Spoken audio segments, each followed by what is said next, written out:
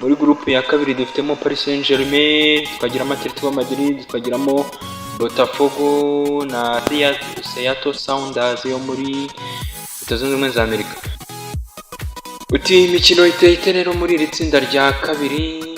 Muri groupe B imikino izatangira kuri tariki 15 z'uku kwa gatandatu. Paris Saint-Germain ihura na Atletico Madrid kuri stadium ya Rose Bowl iherereye muri Los Angeles. Kuri iyo tariki na 15 ekipe ya Botafogo izaba ihura na Seattle Sounders kuri Lumen Field, kuri stade ya Lumen Field. Indi mikino izakurikiraho nanone ni Seattle Sounders izahita yakira Atletico Madrid kuri tariki 19 ku stade ya, bakaba bazakinira kuri stade ya Lumen Field. Kuri iyo tariki kandi 19 z'ukwa gatandatu Paris Saint-Germain ikaba izaba yakiriye Botafogo kuri stade ya Rose Bowl Stadium. Imikino isa nk'akita nk'iyo kwishyura muri iri tsinda rya kabiri izatangira 23 akaba ari bizaba aho Seattle Sounders izaba icakirana na Paris Saint-Germain. Umukino uzabera kuri Lumen Field akaba ari stade ya Seattle n'ubundi. Kuri 23 n'ubundi kuri iyo tariki Atletico Madrid izaba yakira ekipe ya Botafogo kabisa. Umukino uzabera kuri Rose Bowl Stadium. Icyo wamenya mu makipe, muri aya makipe yo muri iri tsinda rya kabiri, Paris Saint-Germain umutoza ni usanzwe ni Luis Enrique, akaba ari umunya Espagne. Ikindi wamenya style ye akina agendera ku bawinga, ibyo urabizi. Ikindi nakubwira nuko abakinnyi batatu b'ingenzi wamenya muri Paris Saint-Germain harimo Ousmane Dembele. Iyi sezo akaba yarabashije gutsinda ibitego 33 muri toute competition. Uzamu wabo Gianluigi Donnarumma umutaliyani kabisa, akaba nawe ari umwe mu bakinnyi b'inkingi za mwamba muri iyi ekipe bitewe n'ukuntu akuramo imipira ndetse agasevinga ekipe ye. Undi nakubwira ni wa gatatu ni kapiteni wabo Marquinhos kabisa, umunya Brazil. Kugira ngo abone bahagije, ahubwo reka tujye turebe mu ikipe ya Atletico Madrid. Umutoza wayo kuri ubu ni Diego Simeone, akaba ari umunya Argentine. Abakinnyi batatu ikipe igenderaho cyangwa se wakwitega kubona muri iki gikombe cy'isi cy'amaklub 2025, twavugamo umunya Argentine Julian Alvarez, akaba ari umwataka ugenda ucabiranya kabisa, aho hinduranya imyanya n'imyanya ajya kuri atake kuri wingi hose abacabiranya. Akaba ari nawe mwataka urebye Atletico Madrid izabigenderaho.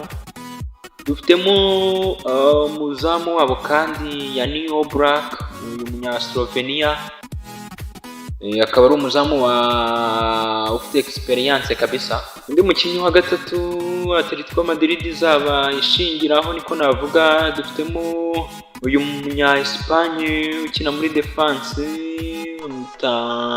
Koke. Tujye muri ikipe ya Botafogo yo muri Brazil. Umutoza wayo akaba yitwa Renato Paiva, akaba ari umunya Brazil. Wakwibaza uti ni iki cyatumye ekipe niki cyayihesheje tike? Nuko babashije gutwara Copa Libertadores umwaka ushize 2024. Abakinnyi batatu rero genderwaho b'ikipe ya Botafogo wamenya harimo Alex Telles, akaba ari umunya Brazil. Umukinnyi bagenderaho kandi ni umwataka wabo Igor Jesus, nawe akaba ari umunya Brazil. Undi wa gatatu bagenderaho cyane ni midfielder wabo cyangwa se umukinnyi ukina hagati, akaba yitwa Gustavo Scarpa, akaba ari umunya Brazil kabisa. Ni umukinnyi, icyo nakwibutsa ko nuko uyu mukinnyi ari umuhanga mu gutera set pieces cyangwa se imipira y'imiterekano. Indi kipe yo muri iri tsinda, ikipe ya kane ni Seattle Sounders. Seattle Sounders head coach wayo akaba yitwa Brian Schmetzer, akaba ari umunyamerika kabisa. Wakwibaza uti ni iki cyatumye ekipe ya Seattle Sounders yitabira kino gikombe cy'isi cy'amakarebe 2025. Iyi Seattle Sounders niyo yatwaye CONCACAF Champions Cup 2022.